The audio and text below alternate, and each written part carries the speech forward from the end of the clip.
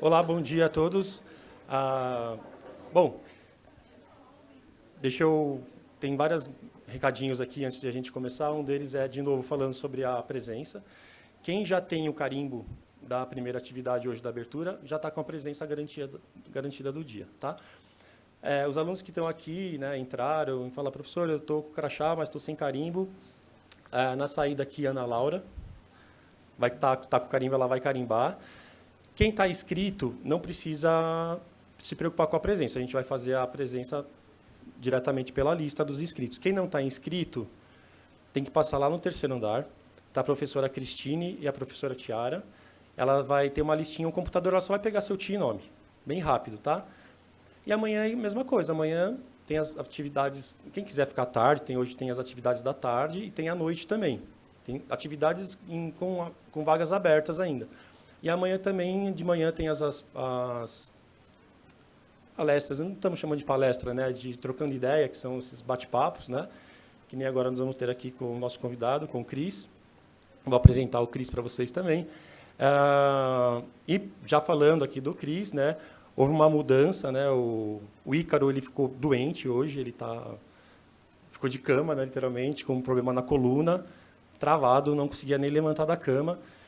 E o Cris, que é da equipe aí, que são grandes amigos.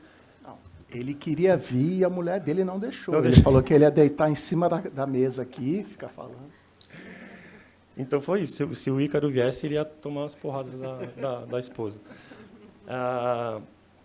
E atrás do crachá de vocês, onde tem um carimbo, tem um número aí embaixo, que é um número de registro da atividade do Max Teller, tá? O que é essa atividade? Depois que vocês completarem o evento, tem uma questão que nós chamamos de IAT, que é uma atividade de iniciativa transformadora. Não sei se vocês já acessaram o site do Max Teller, né, ele está dentro do site do Mackenzie. Vocês vão buscar essa atividade. Como que faz para buscar essa atividade? Vocês vão buscar lá dentro do site Max Teller, pode jogar na lupinha, Max Teller, vocês vão acessar o seu e-portfólio. O e-portfólio, nós estamos fazendo algumas oficinas aqui, hoje de manhã, à tarde de tarde, à noite e amanhã de manhã, que vai falar um pouco mais sobre como funciona, como que você pode ativar e ampliar o seu e-portfólio. O e-portfólio são atividades que focam, né, num portfólio mais com atividades com competências socioemocionais, tá? Então, isso é muito interessante, o mercado está pedindo muito isso das pessoas hoje, né? Ver não só a parte técnica, da sua formação técnica, mas também suas competências socioemocionais. Tá? Isso o Mackenzie está implementando há alguns anos, ele é a primeira universidade a implementar isso aqui no Brasil, tá? Esse sistema Max Teller. Então, é isso, né? Então, depois do evento, vocês podem ativar, entrar no e-portfólio, buscar por esse número de registro que está atrás do crachá e responder essa questão no Max Teller. Professor, mas o que eu ganho? Uma competência-chave que é a nossa de reflexão crítica e comunicação. E aí você vai começar a criar esse e-portfólio que está associado a empresas e a outras universidades do mundo inteiro. Tá? Então, fiquem atentos, participem e aproveitem para vocês ampliarem o seu e-portfólio. E agora, né, vamos dar início à nossa palestra com o Cris. Professora Daniela, que está mediando a nossa palestra. Sejam bem-vindos. Muito obrigado. Vamos aí. Muito obrigada, Ti. Valeu. Bom dia. Então, eu sou a professora Dani Jocadar. Nós vamos caminhar aqui com a última palestra da manhã. Vamos fechar em chave de ouro aqui com o Cris Dias. Agradeço a oportunidade. Gente, tem muita coisa legal para rolar, né, entre hoje e amanhã. Então, assim, foi preparado com muito, muito, muito carinho, muito suor. Tem uma galera de peso que vem para cá e uma galera de peso cuidando da gestão de tudo isso. Então, parabéns, Tiagão. Vamos caminhar nessa.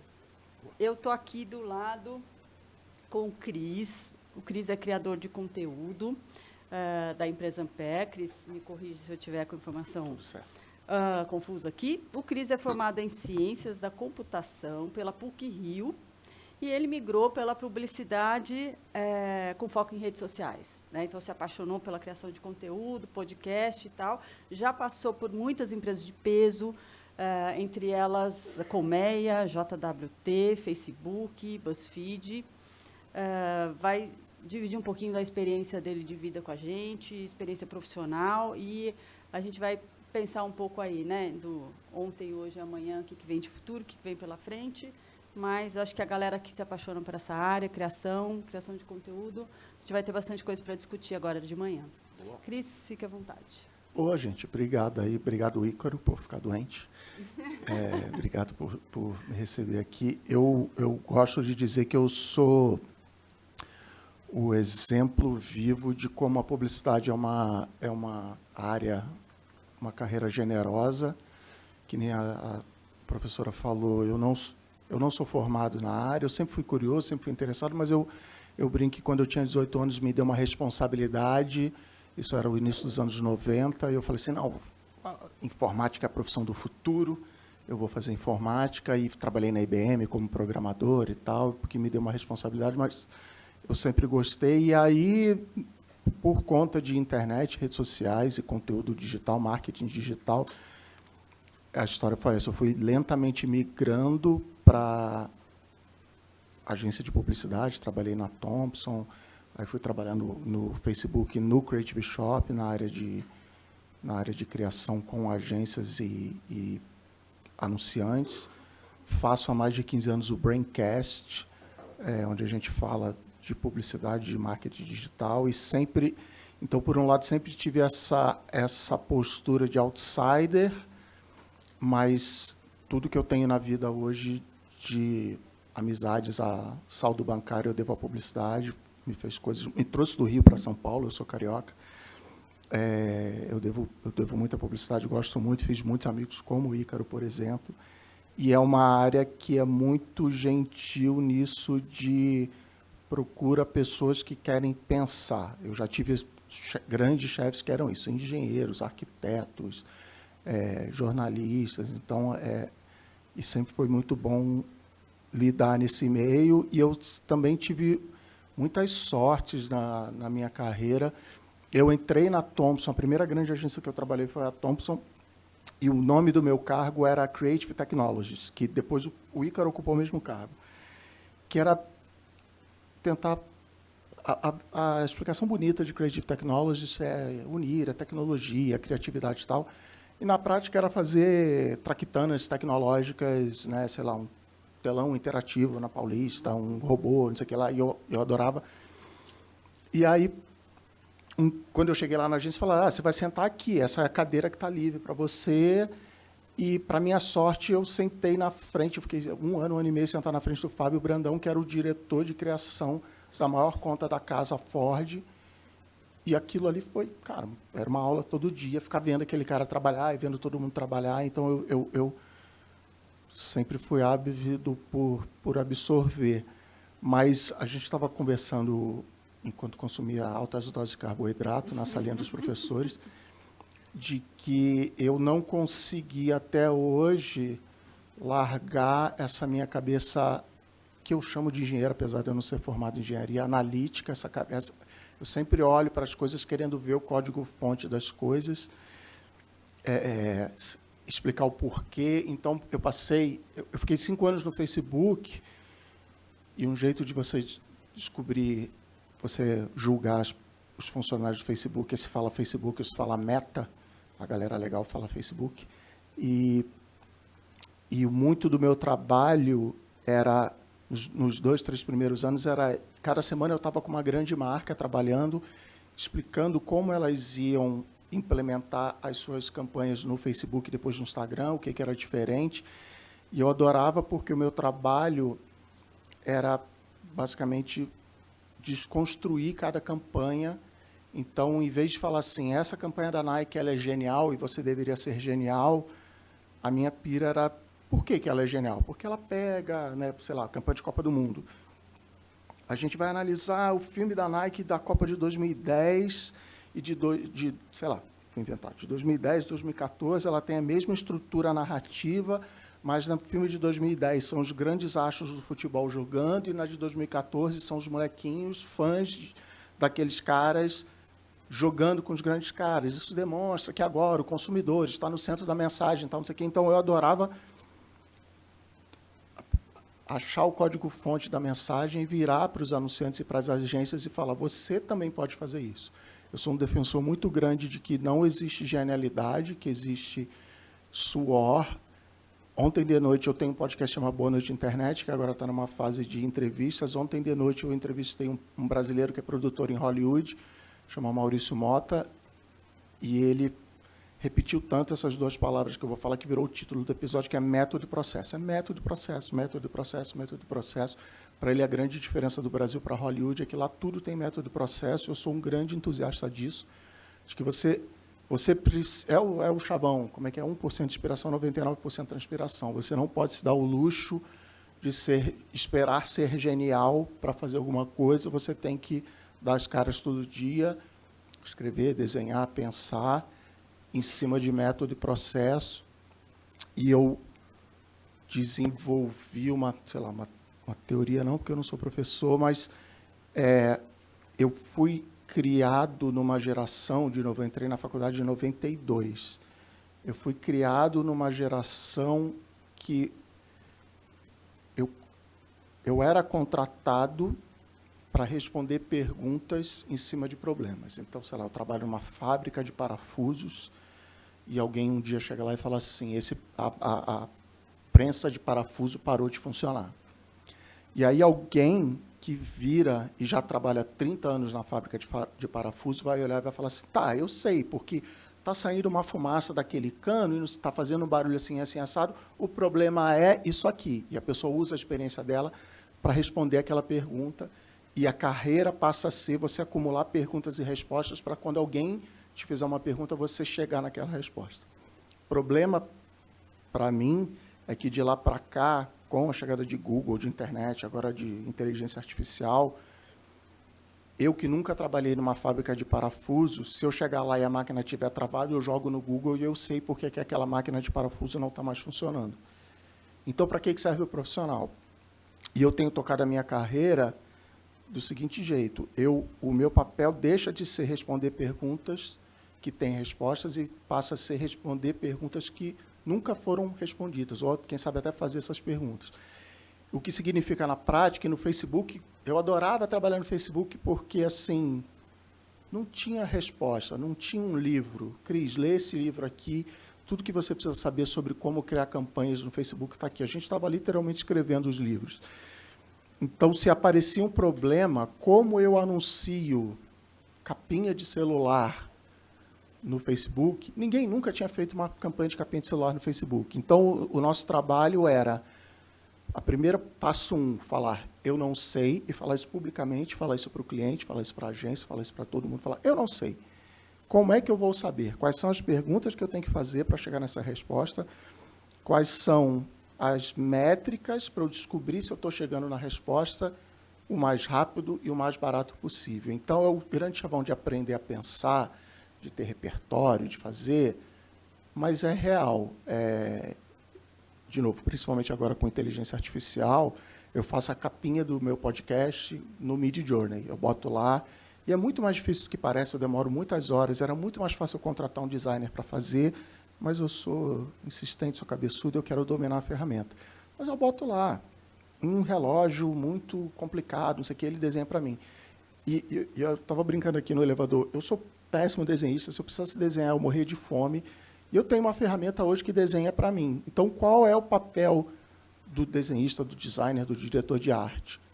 É pensar, é ter um repertório estético, eu tenho amigos de designers que eu respeito muito, adoro, e ele olha para aquela peça, ele me faz perguntas, tá bom, você quer fazer a capa do podcast? Qual é a mensagem que você quer passar? Como é que a gente vai fazer? Ele entende, ele tem um repertório que ele vai fazer a melhor capa possível, e é só você olhar as capas do Braincast versus esse podcast que eu participo já há 15 anos, e as capas do meu podcast, as capas do Braincast são muito melhores. Mas não porque o Johnny, que faz a capa, desenha bem, ou sabe usar o Photoshop, ou sabe usar o Illustrator, porque ele sabe pensar e ele sabe, no prazo que ele tem super curto de 3 dias, executar a melhor ideia possível. Então, eu sou um grande defensor de que hoje a carreira, em qualquer profissão, ela é uma carreira de fazer as perguntas certas, estar preparado para dizer não, é o mundo de dizer eu não sei. Porque se alguém tivesse aquela resposta, não tinham contratado a gente não estava ali. Estava usando ou o ChatGPT ou o próprio Google, uma busca no Google, que vai cair num vídeo do YouTube de algum garoto indiano dando tutorial. Então, a gente precisa estar no dia a dia formando esse raciocínio. Esse foi o meu podcast. Muito obrigado. E, galera, perguntas, tá? Levantei a mão, faço perguntas, mas, professor. Você colocou, Cris, uma coisa sensacional. Acho que a gente sempre discute isso em aula e a galera que está aqui, obviamente, já ouviu isso em sala, né? Conteúdo, né? Você precisa ampliar repertório, e isso é eterno, porque eu acho que para ter a coragem de falar não sei, né? Para ter a coragem de fazer as perguntas que ainda não foram feitas, ou responder as que não foram respondidas, é muito isso que você falou, né? Mas a gente... Não é por acaso isso que você falou, porque a gente é muito pra julgado. dizer não sei, né? A gente é julgado, assim. Já pensou? Eu chego na agência, esse aqui é o Cris, ele é do Facebook, ele não sei o quê, ele viajou o mundo, não sei o quê. E aí o cliente me faz uma pergunta e eu falo, eu não sei. É complicado, assim. O cliente fala assim, sério? Eu estou pagando milhões aqui para o cara dizer que não sabe? E a minha geração, ela principalmente sofre muito com isso. Eu fiz 50 anos esse ano, ainda não sei lidar, estou fazendo muita terapia para lidar com o fato de ter feito 50 anos de idade. Mas não é por acaso, assim. É difícil, principalmente um homem com a idade que eu tenho, virar para alguém e falar assim, eu não sei, mas o que eu vou dizer, e vocês vão precisar viver para acreditar no que eu estou falando, é que, na real, eu construí a minha carreira dizendo eu não sei, perguntando muito, me sentindo interessado pelo que a pessoa queria dizer. Então, eu chegava, sei lá, o atendimento, gerente de contas, eu falava assim, cara, eu não faço a menor ideia como é que você faz o seu trabalho. Como é que você faz o seu trabalho? Como é que você vai ser promovido? O que eu preciso fazer para ajudar você a ser promovido? Eu preciso... Beleza, eu vou te ajudar. E não chegar com as minhas certezas. Assim, quem já trabalhou comigo vai estar rindo agora se estivesse ouvindo isso aqui. Eu sempre fui um cara de certezas, de opiniões. Cheguei em blogs e podcasts porque eu tenho opiniões, porque eu quero empurrar a comunicação, a publicidade, para onde eu acho que ela deveria ir, que, por exemplo, é centrado no consumidor e não na marca. Mas ela nasce de um lugar disso que eu brinquei do código-fonte. Assim. Eu não sei por que a campanha da Nike é genial. Eu quero fazer uma campanha genial. Eu posso optar e falar assim, não, porque os caras são muito genial. E um dia eu vou ser genial. Ou eu posso decompor. Sim, não, peraí, tem isso. Nunca fiz uma campanha nem perto de tão genial quanto de Nike, quem sou eu, mas é como eu consigo chegar lá. Muito bom. Você falou uma coisa legal aí, que é empurrar a publicidade para...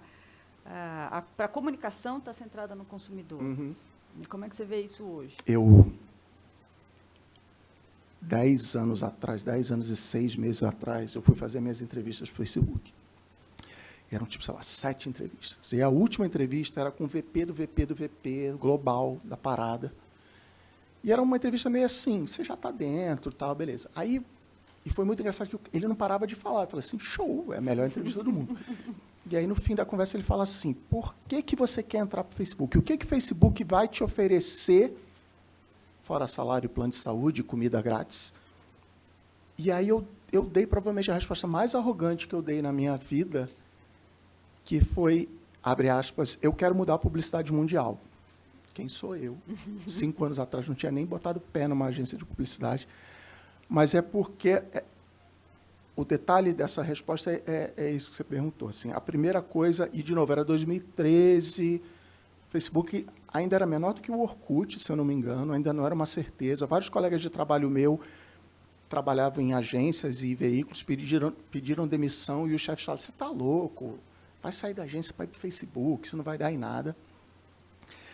Então, ainda era uma época onde uma mensagem publicitária padrão era a marca falando de si. Olha como eu sou legal, olha como o Mackenzie tem os melhores professores, as melhores salas de aula, um ar-condicionado maravilhoso, que nem esse aqui e tal.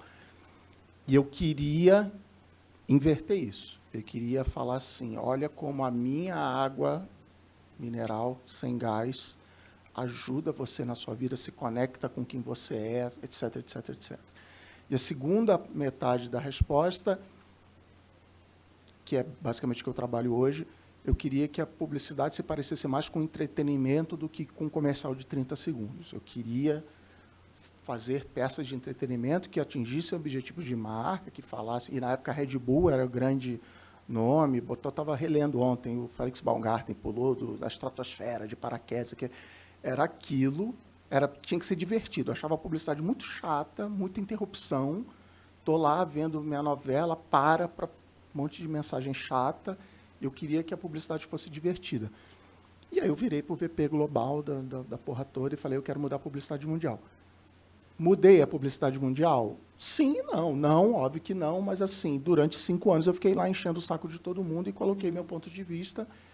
E junto com um monte de gente, a publicidade de hoje se parece mais com isso. De novo, foi mais visão do que trabalho meu lá, mas essa visão de que a publicidade ela tem que estar a serviço do público e depois do anunciante. E trabalhando com creator, eu vejo muito isso, né? Os grandes creators que ganham dinheiro hoje, eles têm o papel de ensinar coisas para o seu público e aí ganhar dinheiro depois, e não o contrário, e não ficar assim, olha que legal, sei lá, compre o meu curso, compre minha camiseta. Ele dá um monte de informação e fala, e agora faça essa compra. Ele forma esse laço com o seu público. E até hoje a maioria das marcas não sabe fazer isso. As marcas ainda são acostumadas a celebridades segurando um pedaço de plástico, peça um novo cartão. Isso ainda me incomoda até hoje.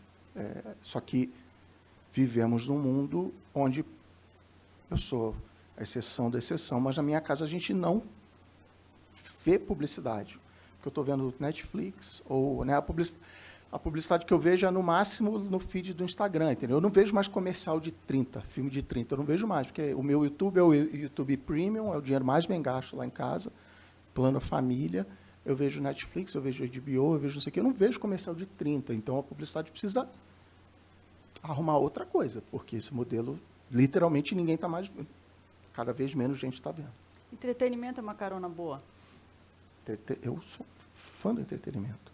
Eu acho que as pessoas... A gente tem casos muito bons de marcas que se entendem como veículos de entretenimento. Acho que o exemplo mais recente é aquele documentário da Fórmula 1, Drive to Survive, que relata os bastidores da Fórmula 1 e aumentou. A Fórmula 1 estava falindo e, por causa dessa série, as pessoas voltaram a assistir Fórmula 1. Ou até coisa, se você quiser ser mais panfletário, que é uma coisa que eu falei no meu podcast da semana passada, o meu convidado falou no meu podcast semana passada, o Hora Thiago, de que o filme Capitã Marvel aumentou o alistamento de mulheres no exército americano. Beleza, entretenimento. Tá? Em vez de, é um bom exemplo. Assim, em vez de botar um filme no Super Bowl, aliste-se no exército, não sei o quê, não. Olha que legal, essa mulher aqui, tal, não sei o quê, pilota aviões, isso aqui, as mulheres se alistaram. Então, mas para você fazer entretenimento, você, como anunciante, você tem que entender que você está fazendo entretenimento. Por exemplo, no caso da Fórmula 1, é mostrar treta, é mostrar que os seus funcionários, os pilotos, se odeiam. Se pudesse, furava o pneu do amiguinho. É você mostrar o lado sujo, porque as pessoas acreditam que aquilo é verdade. Agora, um documentário, estou aqui no Mackenzie, vou mostrar, olha a sala dos professores, que legal. Ninguém vai ver. Se você faz um The Office, que se passa numa universidade, porra, vou ver, vou rir, vou me ver lá, legal, tive um professor assim, vou fazer isso aqui. E aí você mostra os valores da marca, que o Mackenzie isso, que no fim do dia aprendemos uma grande lição sobre a vida, é divertido. Você volta, você literalmente paga. Aliás, eu falei do exemplo da Fórmula 1, mentira. O grande exemplo agora é o filme da Barbie, que deu lucro, é uma peça de marketing, o filme da Barbie. E faturou $1 bilhão no mundo inteiro, e está aumentando as vendas da Barbie. E é um filme que existe, se você for olhar o roteiro, para dizer assim, concorde você ou não, o mundo foi muito injusto com a Barbie. O mundo botou muita coisa nos ombros da Barbie e ela é só uma boneca de plástico. Animal, e gerou lucro para a Mattel. O canal do Guaraná Antártica no YouTube, com Igor Guimarães, ele é linha de receita da Ambev. ele não é despesa. O Guaraná veicula a propaganda do YouTube, né, aquele break, no canal do Guaraná. Então, ele constrói a marca Guaraná e ele se paga e ainda pinga o dinheiro na conta da Ambev. Por quê? Porque ele entende, eu estou aqui para divertir. E a geladeira do Guaraná, eu fui no show do Igor Guimarães, sei lá, um mês atrás, e é zero patrocinado, e ele zoa a Coca-Cola, ele fala, Guaraná, a melhor bebida do mundo, não sei o que lá, assim. É divertido, a gente ri, a gente lembra, pô, legal, porque o canal dele do Guaraná e tal. É isso, para mim, entretenimento é chato. Por outro lado, eu sou realista de, assim, nem toda marca tem, sei lá, o dinheiro para fazer, o tempo, beleza, está tudo certo. Mas eu optei por me envolver mais nisso, que chamo de conteúdo, de entretenimento, do que breakzinho. Tá, é isso que você está fazendo hoje? Hoje eu faço a maior parte do meu tempo, assim, eu tenho essa empresa que chama Ampere, ela é, a explicação curta, ela é uma produtora de podcasts, a gente faz podcasts para anunciantes, branded podcasts, já fiz podcast para HBO, já fiz podcast para 99, para Red Bull, a gente fez um podcast sobre automobilismo para Red Bull, e a gente tem os podcasts originais, como o meu, Boa Noite Internet, como hoje tem da Leila Germano, que aí tem break. Agora, eu vou parar aqui rapidinho para falar da Alura, cursos online, não sei o que lá, beleza. Mas, por exemplo, eu esse ano entrevistei, dentro do meu pacote com a Alura, e primeiro, eu falo isso abertamente para os ouvintes do programa, assim, dentro do meu pacote com a Alura, eu entrevisto, a cada 3 meses eu entrevisto uma pessoa indicada por eles. A primeira pessoa que eu entrevistei foi a diretora de marketing da Alura. Uhum. E ela chegou lá assim, eu fui no South by Southwest, eu quero falar do que eu vi no South by Southwest. E aí chegou no meio do papo, ela fala assim, que tem muito a ver com o que a gente está falando aqui. E eu vou fazer um merchan da Alura, olha o entretenimento aí. Ela falou assim, na Alura a gente tem um curso que se chama Aprender a Aprender. Aprender tem metodologia, desde a anotação, desde a agenda, não sei o que lá. Aí eu falei assim, opa, esse é o programa. Me conta mais. A gente ficou falando sobre Aprender a Aprender, o título do episódio é Aprender a Aprender. Ele não é o episódio mais ouvido do ano, mas ele é um dos 10 mais ouvidos. E ele é uma propaganda de 60 minutos. Eu estou com a minha cliente, literalmente a minha cliente, a pessoa que assina o cheque. Mas ela está falando, ela, óbvio, na cabeça dela, isso aqui eu não posso falar, então, mas assim, ela está dando informação para as pessoas de graça, na esperança de que elas vão se matricular no curso da Alura. Então, hoje, o que eu faço é isso. Então, estou fazendo um podcast agora para 1000, e é isso, eu vou entrevistar pessoas, como elas fazem a vida dela, como elas se preocupam com os pequenos detalhes, porque a campanha da 1000 fala de pequenos detalhes, e aí no meio eu chamo uma nutricionista para falar, olha, sei lá, alimente-se bem, porque não sei o que lá. Então, é onde eu estou gastando o meu tempo e a minha carreira hoje indo nisso. Beleza. E como criador de conteúdo, o que você enxerga como o maior desafio hoje, assim, para vocês? Dinheiro. O maior desafio é as marcas entenderem esse papel delas. A gente usa na Ampere a expressão presente. Eu estou aqui para... Eu, podcaster ou eu, anunciante, eu estou aqui para te dar o presente. Qual o presente que eu posso te dar? E ainda tem muita marca que já quer pular a etapa e já quer clique e compre, peça o seu cartão e tal. E especificamente em podcast, mas eu acho que em criação de conteúdo em geral, entender que é um trabalho de longo prazo. A maior dificuldade prática que eu tenho na Ampere hoje é que os clientes, vou falar mal do meu anunciante aqui, a 1000 é um exemplo. Eu só tenho dinheiro para fazer 4 episódios. Cara, eu acho que quando a galera começar a entender, acabou. Mas gosto muito de dinheiro, tenho contas para pagar, me dê o seu dinheiro para fazer 4 episódios.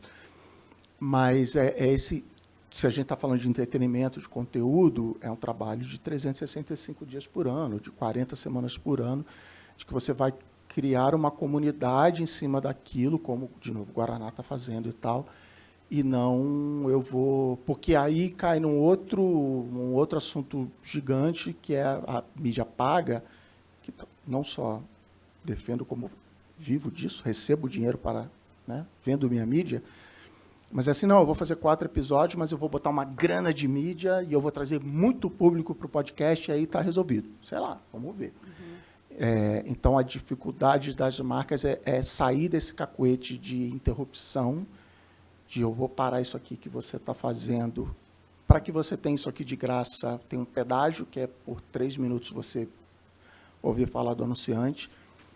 E então as marcas precisando entender esse caminho, essa nova realidade, chame como você quiser. Construção, né? Construção. Entender construção de Longo marca. prazo, Né? isso Eu aí. acho que é uma missão nossa, né? Não digo doutrinar o mercado, né? Mas saber. Eu acho que isso tem um pouco daquilo que a gente estava falando no café, que é dessa visão mais ampla que você tem, né? De estar entre. Consigo ver lá do cliente, lá do anunciante, lá do mídia, lá do criativo. Eu dei muita sorte na minha carreira, ou chame de privilégio, de que eu tive a oportunidade de sentar para conversar com muita gente que estava lá na frente. Então, uma vez eu fiz... O meu trabalho nos 2, 3 primeiros anos do Facebook era ficar dando workshop para as marcas, e aí eu aproveitava no cafezinho e no almoço para trocar ideia com os caras. E aí, no almoço, eu perguntei... Eu não lembro, eu acho que era Ariel Sabão em Pó, o cliente. E não pode falar de sabão em pó, é detergente, Ariel detergente. E aí, no almoço, eu perguntei para o cara alguma coisa para o cliente, e ele falou assim, não, Cris, você não está entendendo, esse aqui é o meu dia mais legal, são os meus 2 dias mais legais do ano, porque o meu trabalho, quando eu sair daqui, quando eu acabar esse workshop, que a gente vai estar decidindo como comunicar Ariel no Facebook, nas redes e tal, eu tenho container parado no canal do Panamá, eu preciso destravar esse container. O dia a dia do cliente, o cliente nem sabe que tem campanha, que tem agência, que tem criativo, que tem planejamento, não tem nada. Ele tem uma planilha de custos que ele precisa bater no fim do ano para ele ganhar o bônus. E ele tem, além da campanha, ele tem em que prateleira o sabão em pó vai ficar no supermercado, se vai estar mais na frente, se tem desconto, se tem Clube Mais do Pão de Açúcar, se tem o fornecedor na China, não sei o que lá. A campanha publicitária é, na melhor das hipóteses, 1% do tempo dele. No nosso caso, ali era 2 dias de 365 dias por ano. Então, tem um monte de coisa passando na cabeça e eu conquistei esse meu espaço sempre sendo curioso do ponto de vista de quem estava do lado de lá. Então, de novo, né, nesse podcast da Mil, a gente fez o piloto, que eu brinco que é o episódio para jogar fora, para mostrar para o cliente, ó, vai ser assim o podcast, tá? E a gente fez uma coisa meio radionovelo apresenta, se alguém escutar aqui narrativo, vai cortando, não sei o que lá. E o cliente virou e falou assim, e o cliente cheio de dedo, ligou, ai, gente, não, desculpa, sabe o que é, não sei o que lá. Eu quero fazer uma entrevista sem ficar cortando, uma entrevista que início, meio e fim. E eu falei assim, cara, o programa é seu, eu estou aqui para fazer o melhor programa possível, porque eu entendo o seu lado, eu entendo que você tem um monte de coisa passando pela sua cabeça para fazer isso, nem que seja a sua opinião estética sobre isso, está tudo certo. Então, acho que em qualquer carreira, mas na publicidade que a gente é o fornecedor máximo, né? A gente não é o famoso core business de ninguém, né? A gente está ali para mostrar que a história daquela marca para o mundo, inventar histórias. É entender que a gente é essa pontinha e que a gente tem um trabalho, um papel muito específico ali e que o nosso trabalho é atingir objetivos de negócio. Acho que a coisa que mais me espantou todas essas conversas é que eu fui doutrinado pelo meu chefe no Facebook a sempre perguntar assim, começar qualquer conversa assim, qual é o objetivo de negócio dessa campanha? E eu, até hoje, me espanto a quantidade de clientes e agências que não sabem responder essa pergunta, ou que respondem assim, muitos likes, aumentar o número de seguidores. Não, o que é? Aumentar funil. É awareness, é consideração, é compra, é aumentar isso, é se posicionar. O meu momento mais deprimente desses workshops foi uma marca que, obviamente, não vou dizer o nome, mas que a gente botava no quadro, né? Qual o objetivo? E o objetivo era assim, parar de apanhar do líder da categoria. Aí eu falei assim, nossa, que triste, mas vamos lá, vamos parar de apanhar. Então, é assim, qual é o seu objetivo de negócio? Como é que você vai ser promovido? Ou, no meu caso, eu pergunto assim, como é que você vai me contratar de novo ano que vem? É isso que eu tenho que fazer. Não é fazer arte, não é fazer um podcast bonito, não é ganhar um prêmio, não é assim. Como é que você, cliente, vai me ligar ano que vem para fazer a próxima campanha. É isso que eu quero saber. E, assim, e isso, na prática, como você vai ser promovido, como você vai ganhar bônus, como você é medido. E, nessas conversas, já teve até um caso, de novo, no alto da minha arrogância, de eu virar para o cliente várias vezes e falar assim, você está medindo errado. O cliente diz, como assim? Aqui, ó, pá, pá, pá, pá, pá, pá, pá, pá.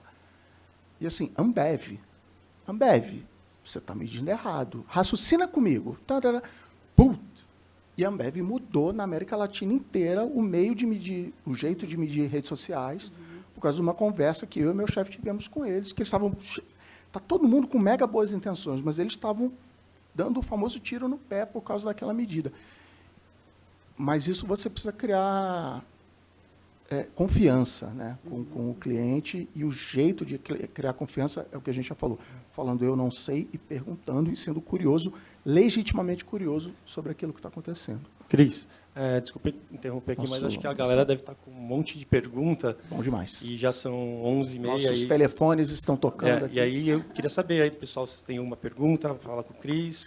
Vocês querem, né, fazer uma pergunta, né? Ah lá. Ela é aquela que sempre pergunta, na dúvida. Na turma sempre pergunta. Eu era esse cara no Facebook. O Facebook tinha toda quinta-feira perguntar para o chefe e tal. Ninguém tinha pergunta. O pessoal, Cris, pergunta aí. Eu não sei, cara. Vai lá, quem tá? Oi. Oi, bom dia, Cris. Bom dia. Qual que é o futuro da criação de conteúdo, na sua opinião?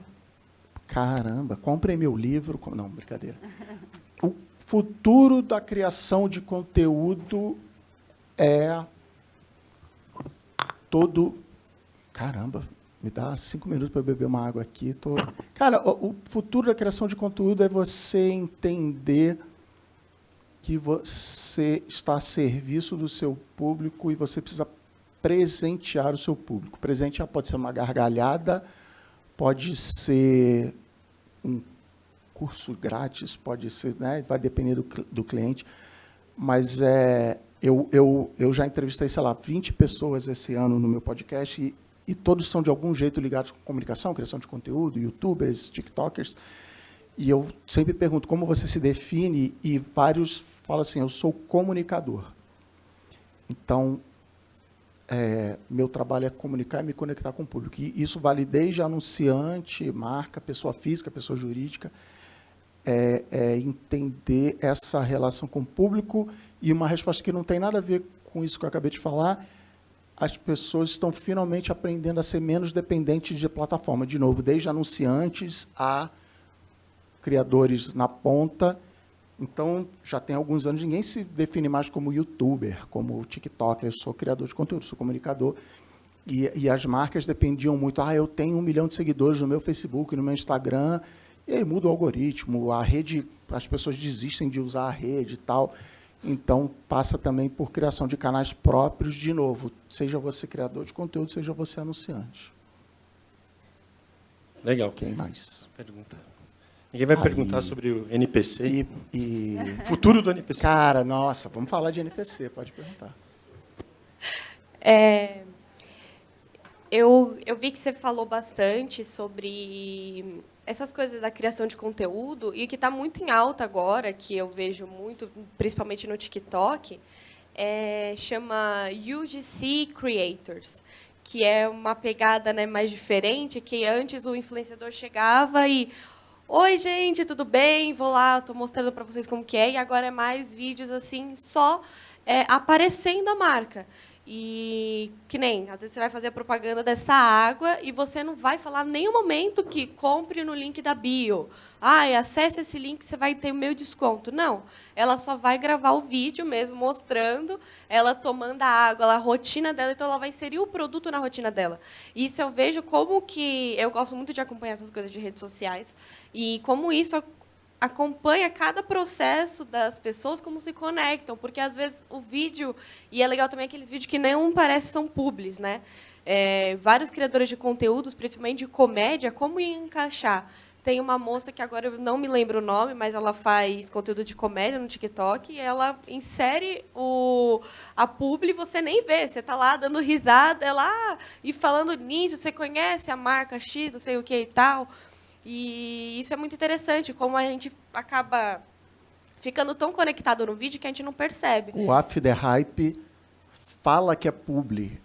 Ô, Exatamente. Dênia, tá fazendo publi de novo? Ô, mãe, tô fazendo publi sim, não sei o quê, tarará, É. porque essa secadora aqui... É isso. É tipo, e é contra, não sei como eu posso falar, mas é tipo, é nessa pegada anti-design, sabe? Tipo, anti-marketing, que você está fazendo uma coisa totalmente diferente do que é aquilo que você falou. Você chega na televisão, que nem, sei lá, Casas Bahia, compre agora mesmo, não sei o quê. Você faz um jeito diferente de vender. E Isso. está muito em alta agora, não é só vender, né? Você cria a relação com o público. Tanto Perfeito. é que o jeito de conectar as propagandas... Mas é uma coisa que a gente falava muito no Facebook e continua sendo válido até hoje, que a gente chamava de o dedão nervoso. Eu tô no Instagram, no TikTok, onde quer que seja, eu tô dando scroll. E eu tô... Por enquanto, esquece propaganda, tá? Eu tô vendo o seu perfil do Instagram. E eu tô vendo seu vídeo é muito legal. Mas na minha cabeça tem uma vozinha dizendo assim, tá bom, vamos pro próximo. Porque talvez o próximo seja muito mais legal do que esse aqui. Então, eu estou o tempo todo fazendo assim. Na televisão, no rádio, etc., no jornal, não tem isso. Eu sou obrigado, eu vou no banheiro, se eu quiser, mas eu sou obrigado. Então, a construção de uma mensagem publicitária no offline, vamos chamar assim, ela é o formato de uma piada. Eu começo, estou ali, estou andando na praia, e aí vem não sei o quê, vem a celebridade, eu encontro, e aí o chinelo, não sei o que, sei lá, piada. Bordão, piada, compre Havaianas. No dedão nervoso, primeiro o seguinte, se esteticamente, é o que você falou, esteticamente, aquilo tem códigos visuais, que é uma propaganda, plau, meu dedo vai. Eu não quero. É por essas e outras, eu que faço podcast, é por essas e outras, que tem um monte de gente fazendo podcast de mentira. Pega um microfone, tipo esse aqui, filma, não é um podcast. Mas o código visual de você ter aquele microfone, aquela legenda, prende a atenção da pessoa. Então, a construção de conteúdo do dedão nervoso, ele é o contrário. Eu preciso te dar um impacto, te prender a atenção, falar, não, segura esse dedão que eu vou contar a história. Então, cada criador de conteúdo está achando o seu jeito e está sempre mudando. E aí conecta com a primeira pergunta e com uma pergunta que a professora me fez de dificuldade do mercado. Uma grande dificuldade que o mercado tem, sempre teve e tal, é medição. Então, você me contratou para vender essa água aí que você falou. Como é que você sabe que essa campanha que você fez comigo no meu TikTok, no meu Instagram, no meu podcast, vendeu? Não dá para saber com certeza. Principalmente que você tem do outro lado o Google enchendo o saco de todo mundo, que a única métrica válida é o último clique. Quem eu clique... o Cris fez uma busca por água, saiu a sua marca, ele clicou, tem o cookie, o TM Campaign lá, marcou, beleza. E eu tenho anunciantes meus falando assim, não está dando ROI. Cara, como é que você sabe que não está dando ROI? Vamos achar um jeito... E não tá, eu estava tendo essa conversa com o meu sócio outro dia, que é produtor, não entende nada disso, ainda bem que não entende. A resposta é, não dá para saber. Mas as marcas precisam entender que não é só o último clique. Por quase 100 anos anunciamos na televisão, não tinha cookie, não tinha nada assim. Mas eu sei que quando eu anunciava na novela ou no Faustão, no dia seguinte vendia. Então, para tentar medir, ajudar nessa medição, cada criador de conteúdo está fazendo a mensagem de um jeito, mas aí, é o que eu falei, tem que ser divertido, tem que ser a Dênia falando, eu dou risada, eu fico vendo o público até o fim. Mas, por outro lado, outro dia eu vi do Manual do Mundo, que é uma galera que eu adoro e tal, para que serve o sininho da garganta? O sininho da garganta serve para não sei o quê, a comida, o ar, não sei o que lá. E, às vezes, ele inflama e use um novo remédio, não sei o que lá, para dor de garganta. Estava indo tão bem. Sabe? E tem outras marcas que falam, legal, cara, quero saber mais sobre isso. Isso aqui, sei lá, a Porta dos Fundos, de vez em quando, acerta, né, nessas coisas. Então, mas aí é a minha empolgação, assim. Está todo mundo descobrindo, ninguém tem resposta. Eu não tenho, eu tenho hipóteses, você vai formar suas hipóteses, você vai pegar o repertório que você tem, os TikToks que você segue, os livros que você leu, Adorno, Nietzsche, e você vai experimentar fazer alguma coisa, e aí você vai ter que ter um jeito de medir para saber se funcionou ou não. Mas ninguém tem resposta. E é isso que me empolga. Assim. Não tem resposta. Olha que legal. tem resposta. A professora não tem resposta. Ela está aqui para te ensinar a fazer as perguntas e pensar. É isso. Acho que eu vou fazer mais uma pergunta, mas queria só, acho que pegar o gancho também que você falou, Cris, e a pergunta. Tem uma coisa muito legal na publicidade que chama brand content. E já existe há um tempo isso, né? As pessoas têm uma propaganda. A gente faz isso no 5º semestre, 6º de criação, na aula de produção audiovisual. Então, criar, fazer um conteúdo sem que esteja especificamente a marca explícita ou mostrando o produto, né? Então, às vezes é uma websérie, né? Pode ser uma propaganda, pode ser algo que a pessoa está assistindo e não necessariamente fala, compra esse produto, estamos vendendo. Às vezes o produto nem aparece, mas é mais o contexto todo, a ideia, né? No final, às vezes aparece a marca, né? Tem uma da cerveja Guinness muito legal, que eles fazem um filme numa comunidade na África, que eles mostram uns rapazes que se arrumam, se vestem tipo com a melhor roupa, e eles vão comemorar isso num lugar, e no final existe um grupo de pessoas que seguem esse ritual, e no final eles vão para um bar lá e vão tomar cerveja Guinness. Mas eles contam essa história, um storytelling, né, sobre esses homens que se encontram, que se vestem com a melhor... Cada um se veste, um se põe em roupa holandesa, outro se veste de escocês. E é muito legal a maneira que eles trazem esse conteúdo. E aí um outro ponto também que eu acho interessante é que as pessoas hoje, nós, né, a gente não quer ser interrompido. Então, a gente pensar em publicidade sem interromper as pessoas, né? Acho que esse é um ponto importante. Mas, putz, como é que a gente faz publicidade sendo que as pessoas não querem ver publicidade? Né? Então, pensar em... Ninguém tira o telefone do bolso falando assim, agora eu vou ver uma publicidade aqui. Deixa eu ver. Ninguém faz isso, é isso aí.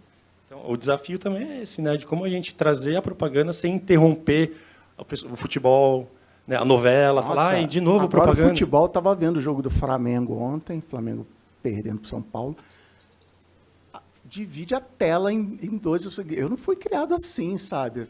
Para o jogo está comendo e está mostrando lá, vivo, sabe? Não, mas beleza, é o que a Vivo quer, o que o Lewis Hamilton correndo lá para vender Itaú. Mas, por outro lado, assim, cada campanha é uma campanha. Eu sou muito fã de Red Bull, por exemplo, que fala muito pouco de si, mas, por outro lado, o filme da Barbie é o filme da Barbie, e fala de Barbie o tempo todo, e é show, e é animal, é uma peça de branded content animal. Então, assim, eu vejo muito isso, a gente não pode mostrar a marca. Não sei, não pode ter vergonha de mostrar a marca, tem que mostrar os valores, não sei que, aí, de novo, cada campanha é campanha. Os valores da marca, não sei o quê, beleza, mas não precisa ser, tá aí a Barbie para mostrar. Não tem receita de bolo. Não tem. Isso é ótimo. Boa tarde. Boa. Como criador de conteúdo hoje, o maior desafio de um criador de conteúdo é inserir o produto que ele quer divulgar no dia a dia do cliente, de forma que assim, não pareça uma venda. Tipo, não é compre isso, é fazer o cliente que está assistindo o conteúdo dele ter o desejo de ter o produto. Esse é o maior desafio do criador hoje? O maior desafio é pagar boletos. Mas porque... Então, mas, de um jeito, o criador de conteúdo, se você virar para mim como criador de conteúdo e falar, Cris, anuncia essa água, eu acho que eu sei encaixar essa água no meu conteúdo de um jeito que vocês vão querer comprar essa água. Mas o cliente, não necessariamente... Então, o caso mais comum que tem com o criador de conteúdo, está aqui o que você precisa ler, ou o famoso do's and don'ts, não pode falar, sei que, outro dia um amigo meu, sei lá, alguém foi não vou lembrar agora, era uma campanha do TikTok, aí tinha assim, não pode falar a rede social do lado, não pode falar dancinha, não pode, era uma lista de não pode gigante, beleza, porque o TikTok não quer ser associado com dancinha, você entendeu? Assim, a marca, então, cara, manda o roteiro que eu leio, não vai funcionar, mas estamos felizes? Então, o desafio, na verdade, é essa guerra entre a visão criativa do cliente e eu, creator, entendo o meu público, entendo que o meu público gosta e só eu posso dar. Então, assim, se eu acredito muito, buzzword, palavra batidaça, mas cocriação, assim. Cara, você é criador de conteúdo, você entende seu público, eu entendo de fabricar água. O que você acha que a gente devia fazer? Ah, acho que de puta, não, isso aí, não. E a gente fazer o trabalho junto. Por essas e outras, eu sou muito fã de design sprint, né, de workshop que dura uma semana, que está todo mundo junto na sala, não é PowerPoint para lá e para cá. Vamos nós aqui fazer a campanha, e aí todo mundo entende. Então, assim, os creators, aí tem a ver com a pergunta dela, os creators estão tateando, mas do lado de cá tem o cliente falando, cara, na época que eu trabalhava com Coca-Cola, tinha um guia de como segurar uma garrafa de Coca-Cola no filme, sabe? Assim, cara, segura a garrafa de Coca-Cola. Então, é a marca desapegar. Talvez a resposta para a tua pergunta é como é que a marca desapega, ela entende que ela não é tão importante assim, ao mesmo tempo de que como ela se conecta na vida das pessoas. Cara, a água, sei lá, está muito quente, está não sei o quê, essa água, esse formato dessa garrafa é divertido, sei lá, entendeu? Como a marca serve as pessoas e as mensagens ainda são muito, as marcas dizem, olha como eu sou legal, olha como eu tenho menos sódio, olha como eu tenho, sabe, e não é, tá bom, tenho 5.000 marcas de água, como é que a sua água se encaixa na minha vida? Eu acho que é mais por aí. É um discurso, né? Ti, manda a sua pergunta do NPC, então. Não, a gente já queria perguntar bastante, acho que tem até bastante perguntas, mas fico preocupado pelo horário.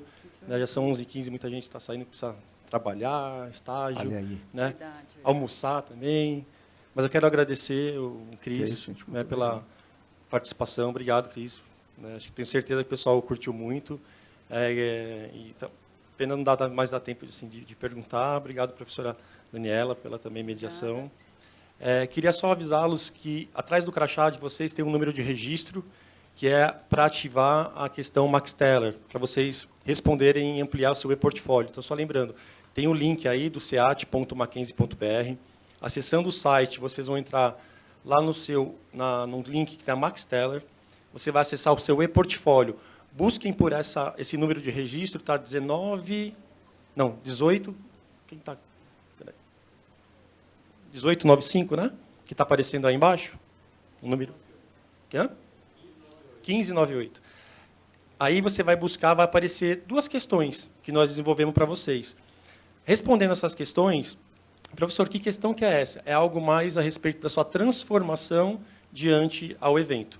Então, não é nada técnico, é mais assim, por exemplo, Tiago, o que isso me motivou, o que isso me transformou meu pensamento crítico, reflexivo diante ao evento. Tá? Então, aí vocês vão ter um registro de uma atividade, de uma competência, que ela é de comunicação crítica, né, e reflexiva, e vocês vão ativar seu e-portfólio. As empresas estão buscando muito, né, pessoas olhando por esse lado das competências socioemocionais. Né, então, ética, empreendedorismo, comunicação, e aí eles estão, ok, você tem todas essas competências técnicas, mas e as socioemocionais? Né? Então, o Mackenzie está implementando esse sistema. Cortar foto no Photoshop é fácil, né? Todo mundo sabe. Isso aí é que é o... Mas é aguentar o dia a dia lá, ter responsabilidade ética, não falar mal do coleguinha, né?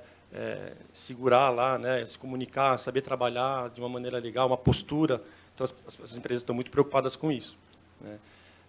Então, é isso. Entrem, preencham, respondam e ampliem aí o seu e-portfólio, porque isso está conectado com empresas do mundo inteiro e com universidades do mundo inteiro. Né? E, com certeza, eles vão, no momento, buscar e pode buscar pelas essas competências dentro desse seu e-portfólio. Tá legal? É isso. Obrigado pela participação de todos. Uma ótima semana e um ótimo dia. Obrigada, Cris. Parabéns, Tchau.